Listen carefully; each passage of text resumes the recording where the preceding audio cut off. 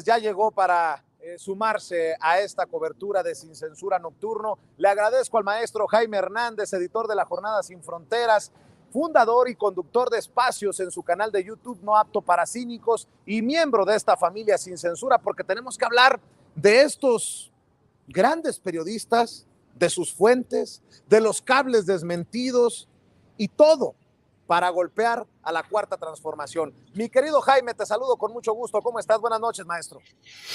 Querido Vicente, ¿cómo estás? Oye, qué malo eres, qué malo eres. ¿Cómo pones a pelear a Antares contra Lili Telles? No, no, no, no, no.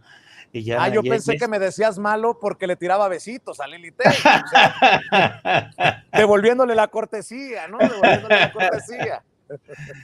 No, oye, qué episodio tan más pintoresco y bochornoso al mismo tiempo este de Héctor de Mauleón, publicando estos falsos cables, ¿no? Es increíble.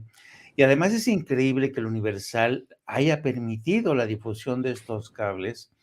Y yo no sé quién está al frente de verdad de la parrilla editorial, del sector, de la sección editorial, pero realmente es penoso porque eh, de verdad, tú te pones a pensar en todo lo que ha ocurrido desde 2013, 2012, cuando fue la primera gran difusión de los cables de Wikileaks, cuando la comunidad de inteligencia de Estados Unidos decidió que no les iba a volver a pasar lo que les hizo Julian Assange, ¿no? Desde entonces, imagínate la serie de medidas y contramedidas que ha tomado la comunidad de inteligencia para evitar que se produzca un nuevo episodio, ¿no?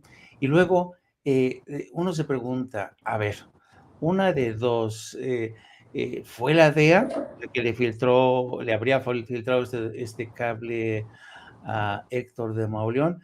Y sí, pero ¿y si fue la DEA contraviniendo a la autoridad de un embajador con tanto peso como el embajador Ken Salazar?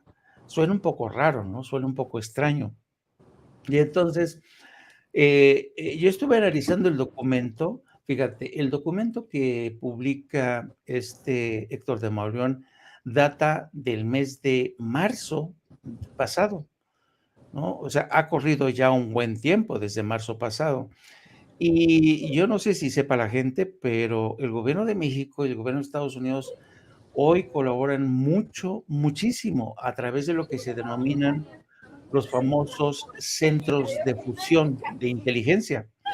Los centros de fusión de inteligencia que se instauraron desde la época Calderón, poco a poco han ido ganando fuerza. Hoy a través de los centros de fusión que están en Estados Unidos y en México, se filtra un sinnúmero de información de inteligencia proporcionada desde México y desde Estados Unidos, ¿no? Y entonces, ¿cómo es posible que desde los centros de fusión que también controla el gobierno de México haya pasado desapercibido este supuesto cable? No se entiende, ¿no? Tú sabes que los centros de fusión, Vicente, son una especie de terminal donde transita mucha información y se cruza mucha información que ha sido fundamental para la Secretaría de Defensa y la Secretaría de Marina para detener a cabecillas del crimen organizado. Esta misma mañana, por cierto, el general Crescencio Sandoval dio a conocer una lista de los detenidos, ¿no? Y destacó que esto es gracias a la labor de inteligencia del Estado mexicano y también a los centros de fusión que son compartidos en tiempo real con Estados Unidos.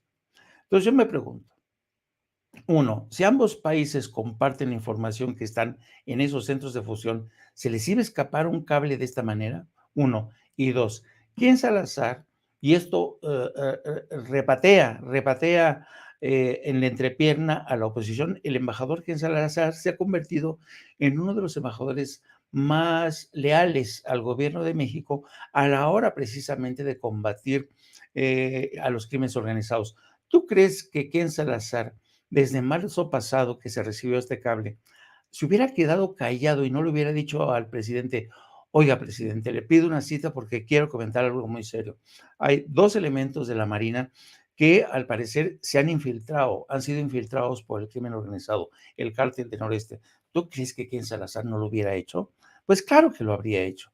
Entonces, yo no sé si a Héctor de Mauleón, por cierto, Héctor de Mauleón se parece a mí, yo creo que se cree él como el Truman Capote de la Zona 5. Tú sabes que Truman Capote fue el gran creador de la llamada crónica policial con su famosa obra de A Sangre Fría, ¿no? Se convirtió quizá en el gran creador de la crónica, que todos los días intenta imitar de mala manera Héctor de Mauleón a través de su columna en el Universal, con estas crónicas sanguinolientas que redacta desde el confort de su escritorio, ¿no? A lo mejor echándose un whisky Lucan por ahí. Entonces, yo no sé, o le vieron la cara a Héctor de Mauleón. Yo no sé si el mismo Héctor de Mauleón no lo discutió con la dirección editorial del periódico, pero a mí se me hace al final un episodio muy bochornoso, ¿no? Muy bochornoso, y se ha encargado de desmentir todo esto el propio embajador. Oye, Jaime, Dime. para mí eso está cabrón,